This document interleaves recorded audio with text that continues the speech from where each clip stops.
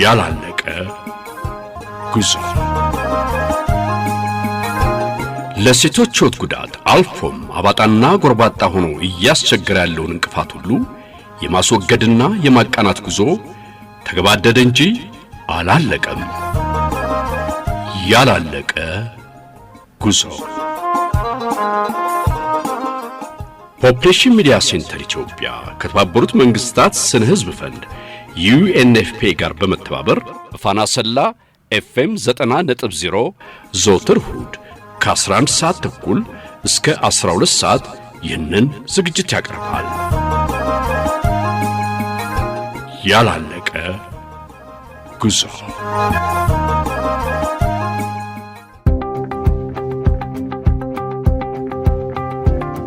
ቤቱ ስገባ ግን አንደኛው አደጋ አንደኛው ቆላሉ ሁለት ሚስቶች አሉ። ሶስተኛ ሚስት ነሻል። ይሄ ታዲያ በአገሩ የኖረ የተለመደ ባላችን አይደል? እነሱም በቁጥጥር ስር ዋሉ። ፖሊስ ጣቢያ ለጥቂት ቀናት ታስረው ቆዩ። ጉዳዩ ስለተረጋገጠባቸው 500 ብር ተቀጥተው በማስጠንቀቂያ ተለቀቁ። እና ይሄን ጊዜ ለምን አልወሰዳቸዋትም? አቋረጥኳት። አስበን ነበር እነሱ በታሰሩበት አትሄድም ብለው አጎቶቻችን ከለከሉ። በእኛ ቂም ይዘዋል።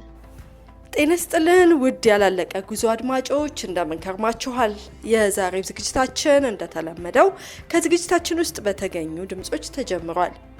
አብራችሁ የሚቆየው መልካም ሰው ሰለሞን ነኝ። ወደ ዋናው ዝግጅታችን ከማለፋችን በፊት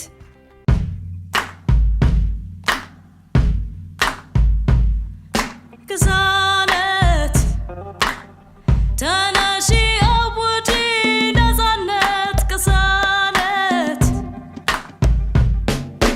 ታጣቂ መቀነት ሚዛን ሽንያሺ የእሳት ሰይፍ ነሽ ለማንም እንዳትገዢ ሙሉ ነሽ ከበቂ በላይ ከወለዱ አይቀር የሴት መንታ በላይ በላይ በላይ በላይ ግዛነት ውበት አይሆንሽም ነፃነት ግዛነት ወንድ አይሰጥሽም ነፃነት ግዛነት ጊዜው ደርሷል አብዮት ስራ ብቻ ፍቅር ብቻ ጊዜው ነው ለዘመቻ አንሰማም አንሰማም ክፉ ዛቻ ሴት ልጅ ሆይ የለሽም ማቻ ፍቅርን እንዳድክመት በምትም በመተት መርዙንም በወተት እስረት በናትነት ሙሉ ነሽ ከበቂ በላይ ከወለዱ አይቀር የሴት ጀግና በላይ በላይ በላይ በላይ ግዛነት ውበት አይሆንሽም ነፃነት ግዛነት ወንድ አይሰጥሽም ነፃነት ግዛነት ጊዜው ደርሷል አብዮት የጨቋኝ ነፃ አውጪ የለም የለም ያልፋል ብለሽ እንዳትቀመጪ የለም የለም መቼም ቢሆን እጅ እንዳትሰጪ የለም አቦ የለም ለሕይወትሽ ማንንም አትለማመጪ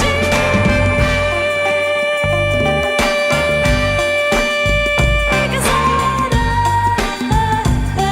ወንድ አይሆንሽም ነፃነት ግዛነት ጊዜው ደርሷል አብዮት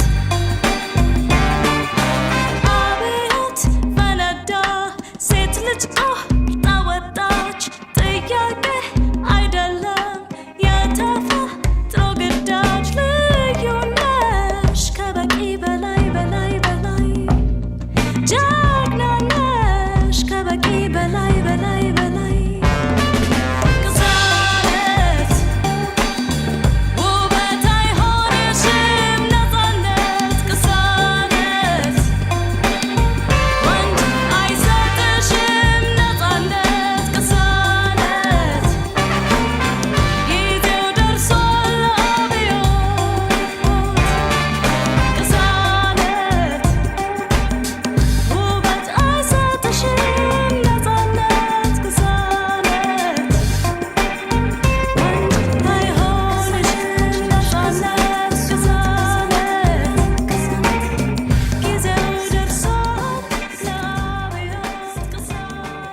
በማህበረሰቡ ውስጥ ከበፊት ጀምሮ ያሉ ጎጂ ልማዳዊ ድርጊቶችን ለማቆም በድርጊቱ ተጎጂ የሆኑ ሴቶች ንቁ ተሳታፊነት ይፈለጋል።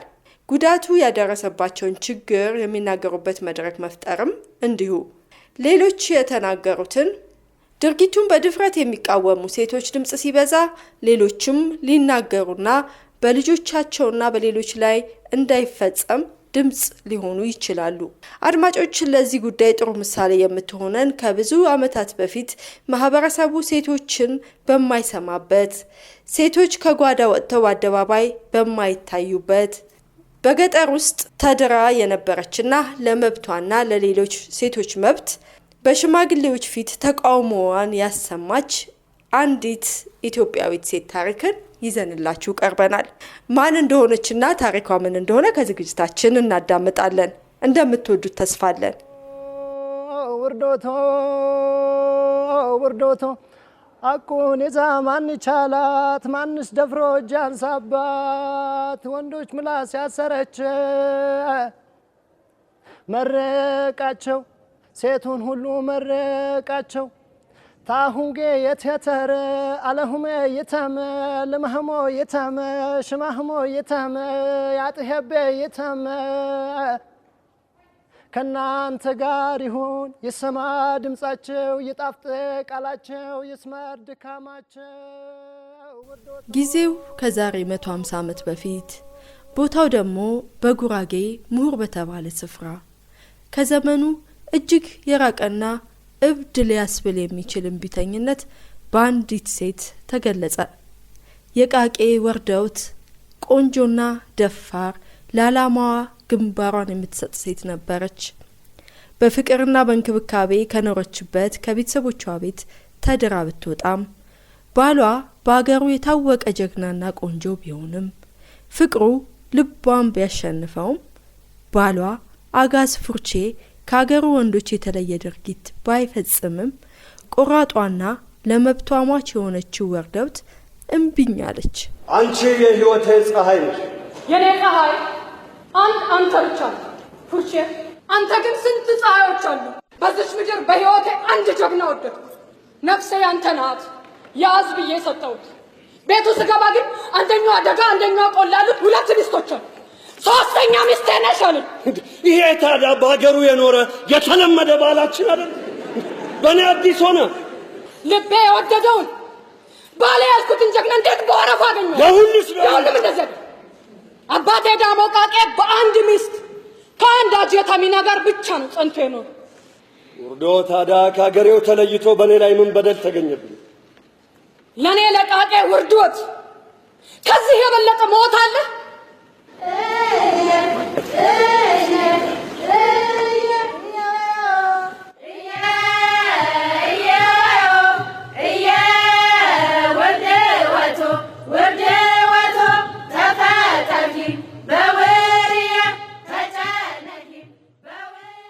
ይቺ የቃቄ ወርደውት ማናት? ጫን ያለው በቀለች ወልደ ጊዮርጊስ ይባላለኝ። የቃቄ ውርዶት ተውኔት ደራሲ። አሁን የውርዶት ድምጽ የሚሰማውን ነፍስ ይፈልጋል እንጂ በአየር ላይ ነበር።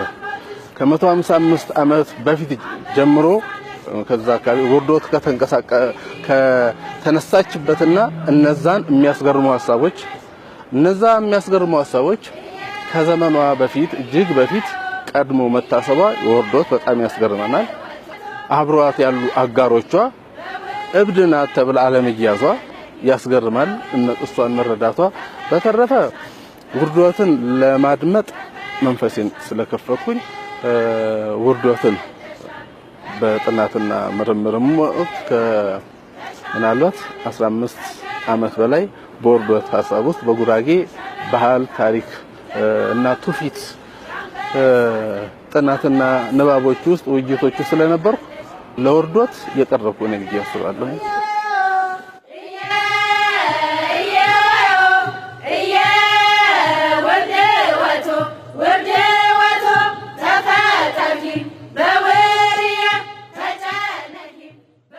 ዳልጌታ ከበደ ባላለው የስነ ጽሁፍና የባህል ተማሪና ባለሙያ ነኝ። እኛ ቤት ታሪኮች ይነገራሉ። ከተረት ይልቅ ታሪክ እየሰማን ያደግነው። እናቴ አንዲት ሴት በመታነሳው ጥያቄ የተለየች ሆና ካገኘቻት እና ነውጥና ለውጥ ናፋቂ መስላ ከተሰማቻት ልታደንቃት ስትፈልግ የቃቄ ወርዶት አይነት ናት ትላለች። አባቴ ደግሞ የቃቄ ወርዶት ውበት የሚሰፍርባት ሴት ናት፣ ቆንጆ ናት ለማለት በቃ ፊቷ እንደ ፀሐይ የሚያበራ የምታምር ናት ለማለት ሲፈልግ ምን ልበልሽ በቃ የቃቄ ወርዶትን ነው የምትመስለው እያለ ሲነግራት ሰማለሁ። እንደገና ልጅ ሆኜ ደግሞ አያቶቼ ጋር ሲሄድ ወንድ አያቴ አንዲት ሴት እጅግ በጣም አስቸጋሪ መስላ ከታየች ከማህበረሰቡ አኗኗር ያፈነገጠ መስላ ከታየች የቃቄ ወርዶትን ይመስል እንዴት ትላለች እንዴ እንዴት አደርጋለች እንዴ ይላሉ። ስለዚህ ከልጅነት ጀምሮ እቺ ሴት በአንድም በሌላ መንገድ ስሟ ይነሳል። ስሟ የሚነሳበት መንገድ ግን ይለያል። ሁሉም በአክብሮትና በአድናቆት ሳይሆን የሚጠሯት የሚያንኳስሷት ለማናናቅ እና ለማጣጣል ስሟን የሚያነሱ ነበሩ። በእውነተኛው ዓለም የኖረችውና ልብ ወለድ ያልሆነችው የቃቄ ወርዶት በዘመኑ በጉራጌ ባህል አንቂት የተሰኘውንና ሴት ከነበደሏ ባሏ ፈታሁ እስካላለ ድረስ ትኑር የሚለውን በሽማግሌዎች የተደነገገ ሕግ ነቀነቀችው። ግማሽ አካሌ ናት ካላችሁ ስንት ግማሽ አካል አላችሁ?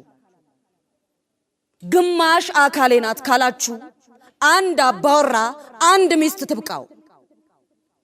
ግማሽ አካሌ ናት ካላችሁ ሴት ልጅ ከባሏ ጋር ጥረው ግረው የደከሙበትን ሀብት በትዳር ከባሏ ጋር እስካለች በመሬቱም ሆነ በሀብት ንብረቱ ላይ እኩል ባለ ንብረት ሆና በጋራ እየተጠቀሙ ይኑሩ። ግማሽ አካሌ ናት ካላችሁ ሴት ልጅ ሰው ናትና በአንቂት አስራችሁ አታስለቅሱ። የተበደለች ሴት እርግማን አንስታችሁ ፍቺ በሴቶች ሸንጎ ይወሰን። እሷ አባቱ ነች እንዴ?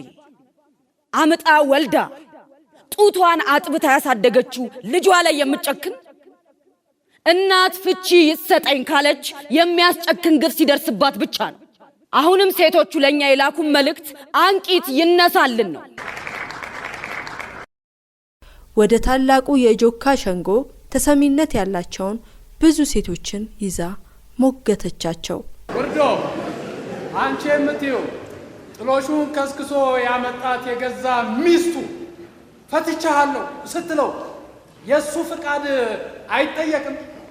ንብረቱን ከስክሶ እሱ ሙንጂውታ አባቶቼ ይሄ በመንደር ሽምግልና የሚያልቅ ጉዳይ ላይ አጆካ ጊዜ በመንደር ሽምግልና ማይ ለምን አለ ባልየው ሚስቴን እፈታለሁ ብሎ ፍቺ ካልፈቀደና አንቂት ካላነሳ የቱንም ያህል ብትበደል የአካባቢ ሽማግሌም ግፍ መዋሉ ቢያውቅም ፍቺ ላይ ግን መወሰን አይችልም። ነውና ለአጥቢያ ሽማግሌ ጥሎሽ አልከፈል። ለዚህ ነው ፍቺ ግፍ በተዋለባት ሴት ጥያቄ እንዲፈጸም እኛ ሴቶቹ ለሸንጎ አሜን። በሚስት ጥያቄ ፍቺ ይስማል ባል ሳይስማማ ለጆካ ሸንጎ የምናቀርበው ዋና በደላችን እንዲያውም ይሄ ነው። ሴት በደል ቢበዛባትም እንባዋን በጓዳ እያፈሰሰች ግድ መኖር ይብቃት። ሽማግሌዎቹ ደነገጡ። ጆካ ሴቶች ተሰብስበውበት አያውቁም፣ የወንዶች ሸንጎ ነውና። ለወንድ ልጅም እኮ ሚስት የምትመርጥለት እናት አይደለም እንዴ? ልጃገረድ መልኳን፣ ጸባዩዋን፣ ሙያዋን አጥንታ የምትመርጥለት እሷ አይደለችም? ብላ ጠይቃ ፈልጋ የምትመርጥለት ሴት እኮ ነው። አባቶች ሴቷም የምትመርጠው ለወንድ ልጇ እኮ ለወንድማ መራጭ ነው። ሽማግሌም ቢሆን ልጃገረድ ይታጭለታል ፈቃዷ ሳይጠየቅ። እኛ ሴቶቹ ያልነው በሴትም በወንድም መረጣ ቢደረግም በመጀመሪያ ትዳር ጠያቂ ሽማግሌ ሲመጣ እከሌ ሽማግሌ ይዋል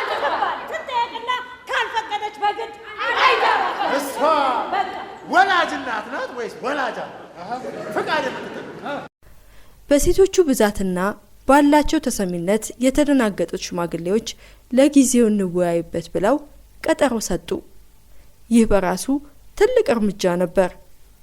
ነገር ግን የወርደውት ጥያቄ ስር ነቀል መሆኑ ስላስፈራቸው ሽማግሌዎቹ ሐሳብ አቀረቡ። ሚስቶቻችሁን ተቆጡ፣ በስጦታ አንበሽብሹ፣ እምቢ ካሉ ደግሞ በጡጫም በርግጫም ብላችሁ በቀጠሮ ቀን አንዲት ሴት ወደዚህ ሸንጎ እንዳትመጣ አድርጉ ተባባሉ፣ ተማማሉ። በእለቱ ብቻዋን የመጣችው ወርደውት ልቧ ተሰበረ። የታሉ እንዲያ ከተማማል ነው መሃል የታለች አንዷ እንኳን በመሐላዋ የጸናች? የት ገቡ እንደዛ ተነሳስተው ከጎኔ የቆሙት ጠንካራ ፍትህ ጠያቂ ሴቶች? አይዟችሁ ያሉትስ ወጣት ወንዶች፣ ጎረምሶች፣ አባወራዎች ሳይቀሩ የልጆቻችንን እንባ እናደርቃለን ያሉት ወዴት ደረሱ? አብረናችሁ ነን፣ የጆካ ውሳኔ ዕለት እንመጣለን፣ አብረን የምስራቹን እንሰማለን አላሉ?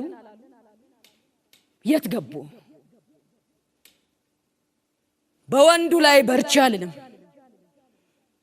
ባንተ ይድረስ፣ ሴት ይበድልህ፣ ፍትህ በስውር በሴት ተንኮል ይጥፋብህ አልልም።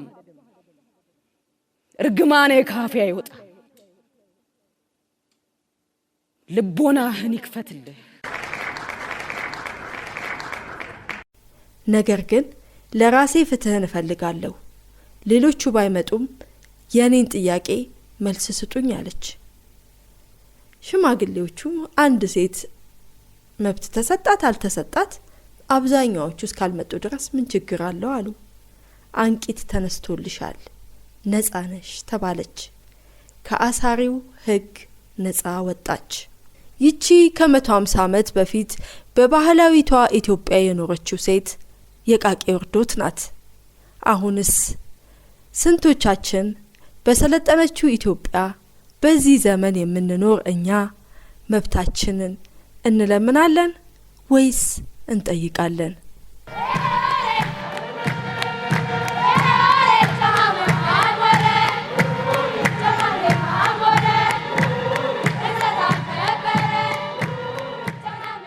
ከቃቄ ወርዶት ታሪክ ብዙ እንደተማራችሁ እርግጠኞች ነን። በዛ በራቀ ዘመን እንዲደፍራ ተናግራ የተወሰነ ለውጥን ማምጣት ይችላ ነበረ። በጊዜው ለሷ ባይደርስላትም ከዛ በኋላ ግን ስለ ድርብ ጋብቻ የተለያዩ አይነት ህጎች ይወጡም ነበር። ሴቶችም በተወሰነ መልኩ በትዳራቸው ላይ መብት እንዲኖራቸውም ሆኗል። በአሁን ዘመን ብዙ ነገሮች በተመቻቹበት የአንዳችንን ድምጽ ሌሎቻችን በምናስተጋባበት ጊዜ ደግሞ አይሆንም የሚሉ ሴቶች ቢበዙ፣ ጎጂ ልማዳዊ ድርጊቶችን የሚቃወሙ ሴቶች ቢበዙ ለውጡ ፈጣን ይሆናል የዛሬው መልእክታችን ነው። ዝግጅታችን በዚህ አላበቃም። አንድ ትረካ ይዘንላችሁ ቀርበናል። ከፕሮግራሞቹ ጋር መልካም ሰው ሰለሞን አብራችሁ ቆያለሁ። እስከ ፕሮግራሙ ፍጻሜ ድረስ አብራችሁን ቆዩ። መልካም ጊዜ።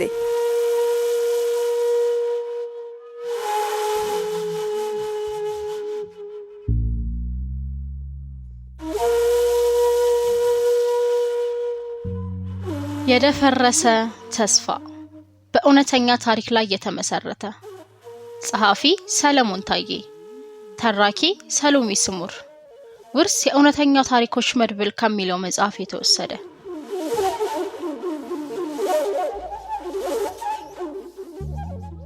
ይሄ ሁሉ ሲሆን ነገሩ እኔ ጆሮ ዘንድ አልደረሰም አለች አረጋሽ። ሆነ ተብሎ ነው የተደበቀኝ። ልጆቹ ትመክራለች፣ ነገሩን ታበላሻለች ብለው ነው። ዞሮ ዞሮ መስማት ያልቀረም። የሆነውን ሁሉ የሰማውለት የሆንኩትን አላውቀውም። አራስ ነበርኩ። የመጀመሪያ ልጄን ወልጄ ያንለት ነው ከቤት የወጣሁት። በርሬ ሄጄ እናቴን አገኘዋት። ምንድነው ጉዱ ብዬ ጮኩ። እሷ ምንም እንዳልተፈጠረ ረጋ ብላ ምን ጉድ አለው ልጃችንን ልንድር ነው አለችኝ። እንዴት ነው ዓለምን የምትድሩት? ይችን አንድ ፍሬ ልጅ ብዬ ብል ለሱ ግድ የለም አሁን አንሰጣትም በደረሰች ጊዜ ሊወስዱ ተስማምተዋል እስከዚያው እዚሁ ትቆያለች አለችኝ ከዚህ በኋላ ልንግባባ አልቻልንም ተመልሼ ወደ ቤቴ መጣሁ ወዲያው አባቴ ሽማግሌ ላከብኝ በልጆቼ ጉዳይ አገባሽምና ሁለተኛ ከደጄ እንዳትደርሺ ውርድ ከራሴ አለኝ እና ዝም አልሽ አልኩት አርጋጋብቼ እንዴት ዝም ይባላል ወንድሜን አሸናፊን ጠራውትና ነገርኩት እሱ እዚህ ፕሪፓራቶሪ ተማሪ ነው ከጓደኞቹ ጋር ቤት ተከራይቶ ነው የሚኖረው ሁሉንም ነገር ነገርኩት ከኔ ባሰ ደነገጠ አዘነ ተቆጣ ከዚያ በኋላ ምን ማድረግ እንዳለብን ተመካከርን አረጋሽና አሸናፊ ዓለምን ከተያዘችበት ወጥመድ ለማስመለጥ ሌሊትና ቀን ቁጭ ብለው ተማከሩ ልጅቱን በድብቅ ወደ አሰላ መመለስ የመጀመሪያ እቅድ ሆነ ቢሆንም ይህን ማድረጉ ቀላል እንደማይሆን ልባቸው አውቆታል እናትና አባት ቆቆ ነው እየጠበቁ ነውና ለሽንቷ እንኳን አያምኗትም የሚገርመው አለች አረጋሽ የግርምት ሳቅ አፏን እየሞላው እሷን ቤት ካስቀመጡ በኋላ እናትና አባቴ ለቅሶ እንኳን ተያይዘው መሄድ ትተው በወረፋ መድረስ ጀመሩ ቀብርም ቢሆን አንዳቸው ከሄዱ አንዳቸው አይሄዱ እሷን ይጠብቃሉ ለሽንቷ ወደ ጓሮ ስትሄድ አያምኑ እናቴ ተከተላ ትወጣለች አለችኝ ቢሆንም ዓለምን የማስፈታት እቅዱን ከግብ ለማድረስ የተቻለውን ለማድረግ አሸናፊ ኃላፊነቱን ወሰደ እልህ በልቡ ሞልቶ አንገቱን እንደደፋ ድምጽ ሳያሰማ ወደ ትውልድ መንደራቸው ገሰገሰ እዛ ሲደርስ መሸትሸት ብሎ ነበር ድምጽ ሳያሰማ ከቤታችን አቅራቢያ ያለ ማሳ ውስጥ ተደበቀ እዚያ ሆኖ ታናናሽ ወንድሞቹን አስጠራቸው ሁለቱ መጡለት ጥሩ ድል አንዳቸውን ነጥሎ ቢያገኝ ጥሩ አይሆንም ነበር ቤት ሲገናኙ ስለማይስማሙ አሁን ግን አንድ ላይ መተውለታል እያንዳንዷን ነገር ተንትኖ አስረዳቸው ቀስ ብለው ለዓለም እንዲነግሯትና ተደብቃው ወጣ ወደዚህ እንዲያመጧት ነገራቸው እሺ ብለው ሄዱ ትንንሽ ወንድሞቻችንን ወደ ቤት ልኮ መጠበቅ ጀመረ 12 ሰዓት ላይ ነበር ሄዱት እስከ 1 ሰዓት ጠበቃቸው አልመጡለትም 2 ሰዓት 3 ሰዓት እያለ መሸ እነሱ አልመጡም እንዳልተሳካለት አወቀና ተመለሰ በዚያ በሌሊት 30 ኪሎ ሜትር በእግሩ ተጉዞ አሰላ ደረሰ እቤት ደርሶ በሩን ሲያንኳኳ ባዶ እጁን ሳይው በጣም ነው ያዘንኩት ላይሳካ ነገር ወንድሜን አውሬ ቢበላውስ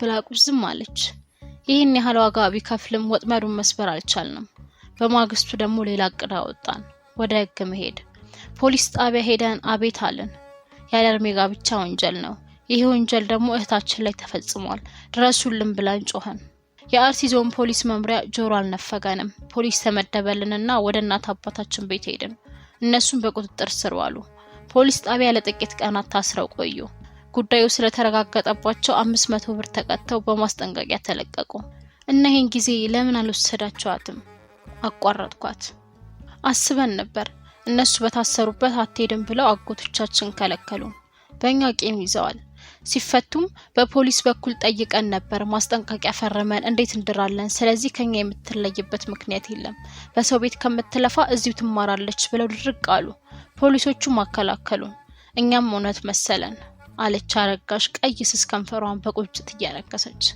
ሁሉም ግን ውሎ ሲያደሩ ሸት ሆነ እናትና አባታችን የተናገሩት ከሚጠፋ የወለዱት ይጥፋ ብለው አንገታቸውን ቀብረው ተመካከሩ ልጁንም ጠርተው አናገሩት ከዚያ ልጅቷ ለሁለተኛ ጊዜ አሳሳቷት ባንቺ ተነሳ ታስረን ተፈታን ወደፊትም ዳግመኛ መታሰራችን አይቀርም እንዳንታሰር ከፈለግሽ ፈርሚልን አሏት ምን ብዬ ነው የምፈርመው ብላ ስጠይቃቸው በቃ እኔ ልጁን አልፈልገውም በይና ፈርም ያሏት እሺ የቴጄ ነው የምፈርመው ብላ ጠየቀች እኛ እንወስድሻለን ብለው በማግስቱ ይዘዋት አስተዳዳር ሄዱ ልጁም እዛ ነበር ፎቶ ሰጠች በማታውቀው ነገር ላይ ፈረመች የፈረመችው ህጋዊ የጋብቻ ውል ላይ ነው ይሄ ከሆነ ከአንድ ሳምንት በኋላ አባቴ ከወንድሜ ጋር በጋር ያሳፍሮ ወደ ልጁ ቤት ላካት ግን ወንድሜ ሲመለስ እሷ ቀረች አለች ሐዘን ድምጿን እያደከመው ከወንድሟ ጋር ገበያ ብላ መውጣቷን ነበር የምታውቀው መረሻዋን የሚያውቁት ግን ወንድሟና ባለጋሪው ናቸው አሁን በቀላሉ ከማትወጣበት ጉድጓድ መሰል ጎጆ ውስጥ ተዘግቶባታል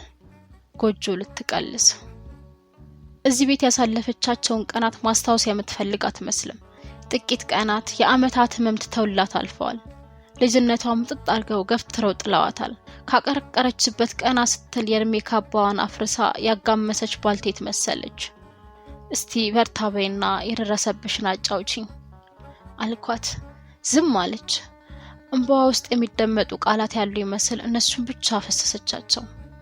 ደፍሮሻል? አጠያቂ ለማደፋፈር ነበር። አው ጭንቅላቷን ጭምሮ ወዘወዘች። እዚህ የገባሽለት ነው? አው የዚያኑ ዕለት ማታ አብሮኝ ተኛ። በጣም ነበር ያመመኝ። ብዙ ደም ፈሰሰኝ። ሌሊቱን ሙሉ ሳለቅስ አደርኩ። ከዚያ በኋላ ሳጋ አቋረጣት። ከዚያ በኋላ እንዴት ልትወጪ ቻልሽ? እሷ መቀጠል አልቻለችም። ትልቋ አረጋሽ ተቀበለቻት።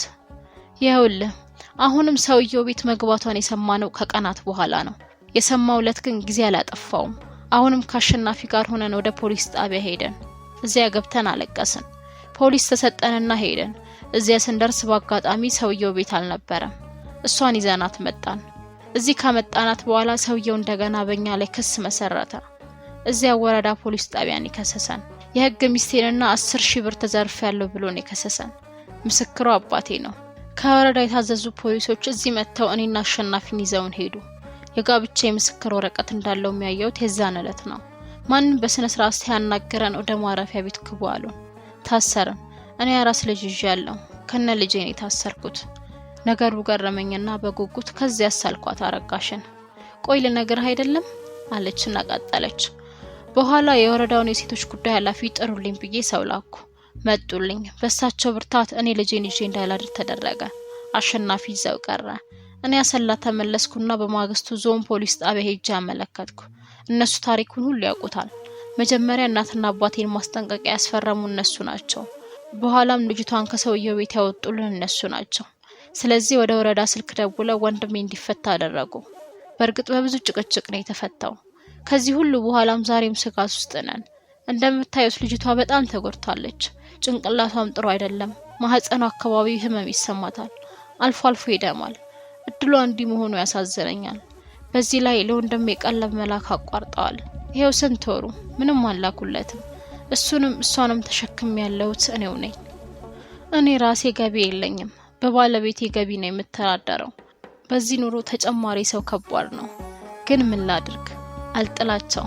ዞሮ ዞሮ በኑሮዬ ላይ ችግር መፈጠሩ አይቀርም። ይሄ ያሳስበኛል። ሰውየውን በድብቅ ያስፈረማትን አንጠልጥሎ አምታቶ ያገኛትን የጋብቻ የምስክር ወረቀት ይዞ በእናትና አባቴ ምስክርነት የህግ ሚስቴን እያለ በየፍርዱ አምባ ይዟል። መጨረሻውን እንጃ አለችና ስብር ያለ አንገቷን በሐዘን ጣለችው።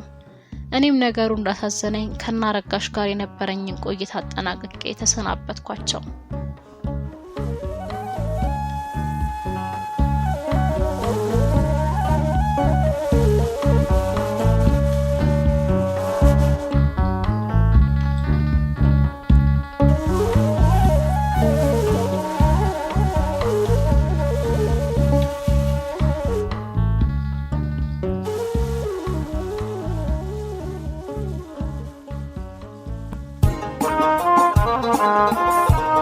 ያላለቀ ጉዞ